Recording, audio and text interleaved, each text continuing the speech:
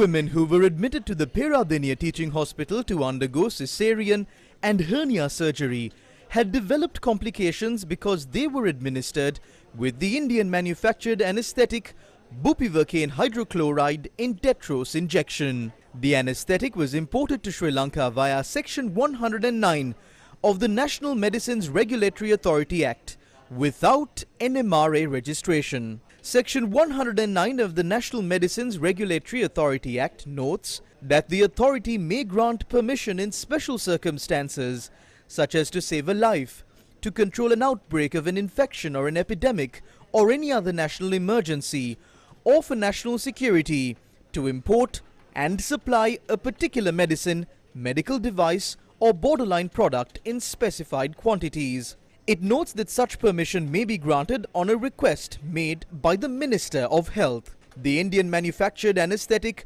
bupivacaine hydrochloride in dextrose injection was imported to Sri Lanka via this provision.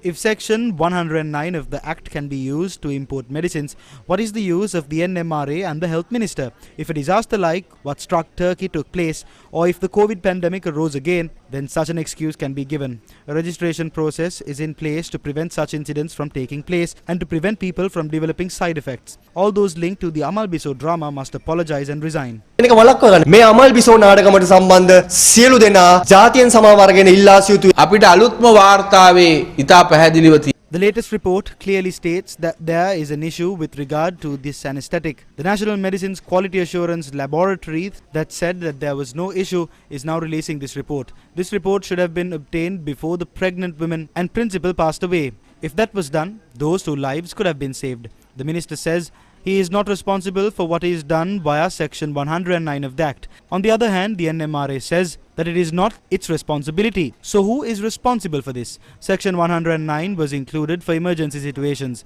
Was there an emergency situation in Sri Lanka at the time when importing this anesthetic? Did the Health Minister request to deviate from due process and follow this method? Can a report be produced by amending the dates? Section 109 of the National Medicines Regulatory Authority Act notes that permission may be granted on a request made by the Minister of Health. So, can the ministry simply cast aside its responsibility in the regulation process? What is the clarification that will be given to the masses? Who will be held responsible for influencing the regulation process and placing people's lives at risk?